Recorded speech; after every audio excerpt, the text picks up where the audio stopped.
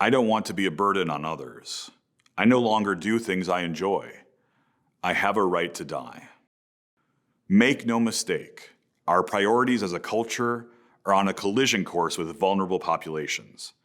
In particular, the continuing push to legalize assisted suicide is nothing less than an all-hands-on-deck emergency. In case after case, initial legalization accelerates an ever more inclusive death. The requirement of a 6 months to live prognosis slides to 12. Tomorrow it's 24. Well, why not anytime or for any reason? My body, my choice, right?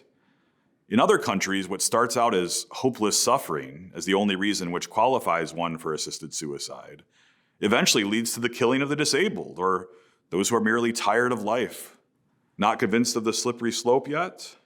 The evidence is growing that the so-called right to die often becomes a culturally coerced duty to die, thus blurring the lines between assisted suicide and murder. Canada is a prime example. It even pays for your death, but perhaps not for your housing. One woman opted for assisted suicide because her 2-year struggle to get proper housing failed.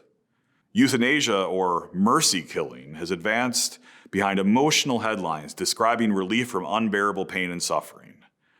However, the facts reveal that in Oregon, pain doesn't even make the top 5 reasons cited for requesting assisted suicide.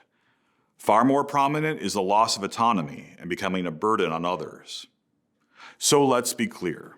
Physical pain does not drive most to such a desperate place. Fear, isolation, and despair do. This is not a chosen death, not really. Our culture has sent every signal to this person that their life doesn't matter and death is the only way to flee from their misery. But the good people fighting to give the sick, the elderly, and the disabled a voice see through these false cultural myths. They understand that a person has value not because of what they can do, but because they are made in the image and likeness of God. And this gives them unconditional value, no matter how weak, no matter how old, no matter how dependent.